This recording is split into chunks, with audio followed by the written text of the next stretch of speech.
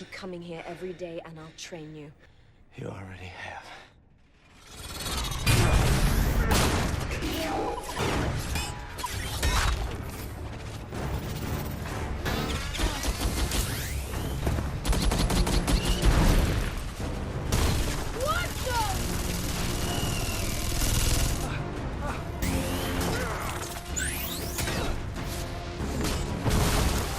What's next?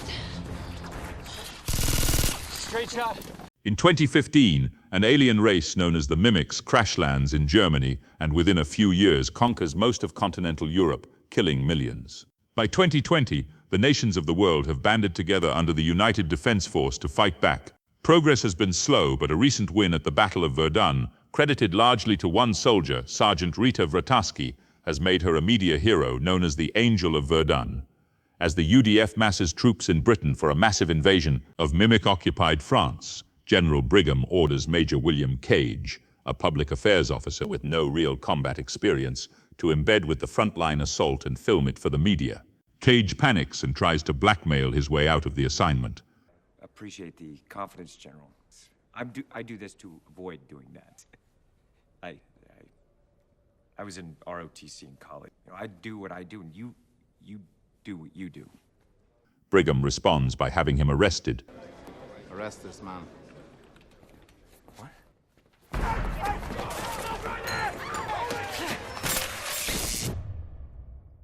Stripped down to private and shipped to the base at Heathrow, falsely tagged as a deserter.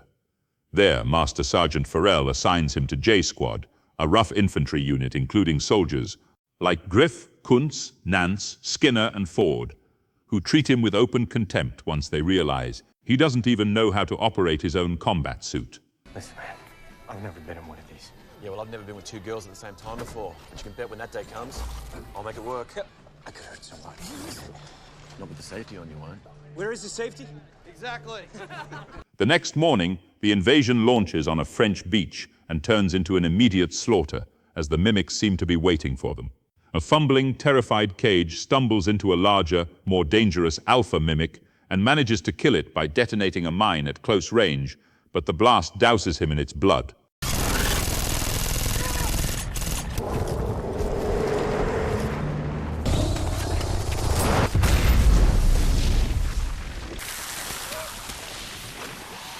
He wakes with a gasp back at Heathrow on the previous morning, reliving the exact same encounter with Farrell and the same hostile welcome from J Squad. Confused, he tries warning people about what's coming, gets arrested for it, and ends up back on the beach dying all over again, only to wake up again. Holy fuck! The cycle repeats itself many times in increasingly brutal ways, but his memories carry forward each time.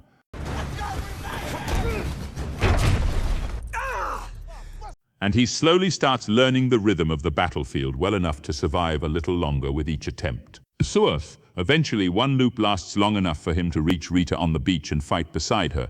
Sensing something is clearly off about how he anticipates the battle, she deliberately lets herself be killed, telling him to find her again when you wake up. What are you doing?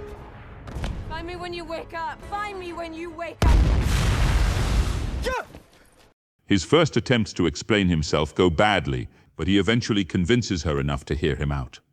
Rita reveals that she once had the exact same time loop ability herself, gained through the same kind of mimic blood exposure, which is how an untested soldier became the celebrated hero of Verdun by reliving that battle over and over until she got it right.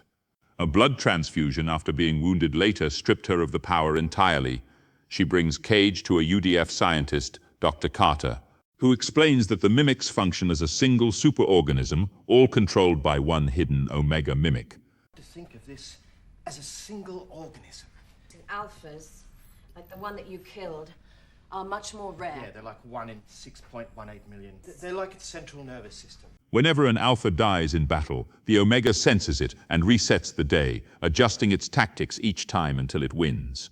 Rita realizes with dread that the earlier victory at Verdun may have been a deliberate trap, a way to make the UDF overconfident in its new exoskeleton suits and lure them into overcommitting to this invasion, so the Mimics could wipe out the last of humanity's forces in one stroke. Cage spends what amounts to weeks of loop time training intensively with Rita.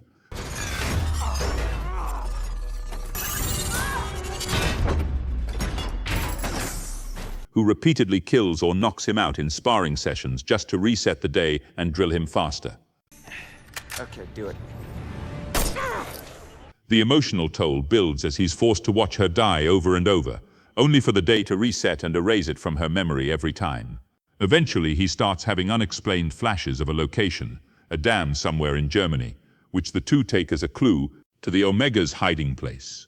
They steal a vehicle and set out across the countryside together, growing noticeably closer along the way, though Rita remains emotionally guarded, having already lost someone she cared about hundreds of times during her own stretch of loops back at Verdun. At the dam, Rita starts noticing small inconsistencies that make her suspect this isn't actually their first attempt at making this exact trip. Cornered, Cage admits the truth.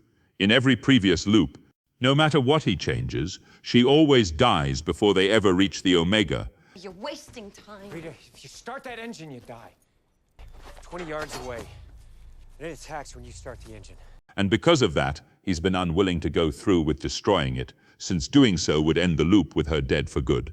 Hurt and furious, Rita tries to storm off and is killed almost immediately by a mimic ambush.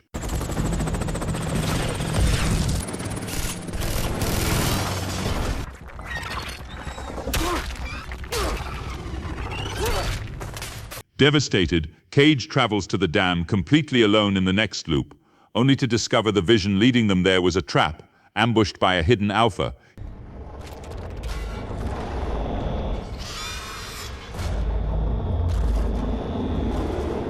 He deliberately drowns himself, rather than let it drain his blood and steal his power. Back at the beginning again, Cage and Rita sneak into General Brigham's office and corner him.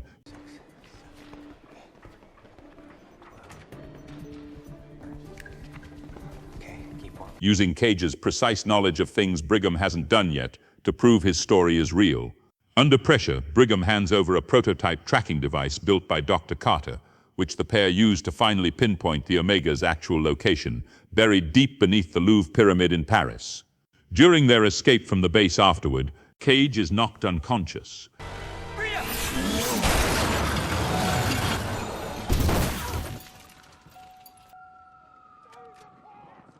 And while being treated for his injuries, is unknowingly given a blood transfusion, instantly and permanently stripping him of his ability to reset time. Rita breaks Cage out of custody, and using everything he's learned about J-Squad across his countless loops, their fears, their histories, exactly what it'll take to win them over, he convinces the squad to join him on one last, unauthorized strike into Paris. The group fights its way toward the Louvre through heavy resistance, with squad members sacrificing themselves one after another along the way to buy Cage and Rita the time they need. Let me buy you some time. Where's Skinner and Griff? They're not coming!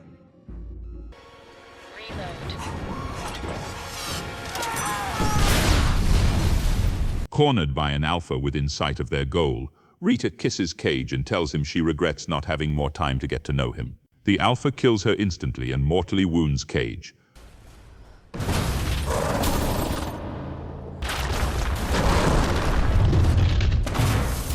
But not before he manages to drop a cluster of grenades directly onto the Omega, destroying it completely.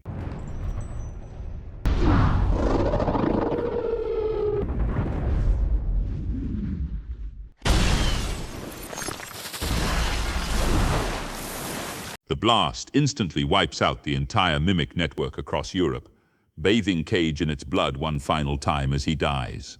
Cage wakes with a gasp back before his very first meeting with General Brigham, his ability apparently restored one last time by that final exposure to the Omega's blood. A news broadcast reports a mysterious energy surge in Paris, followed by the sudden total collapse of Mimic activity worldwide. Disoriented but alive, Cage makes his way back to Heathrow and finds Rita there, completely unaware of who he is or anything that happened between them across countless versions of this same day. She looks at him and asks what he wants. Cage just laughs. Yes? What do you want?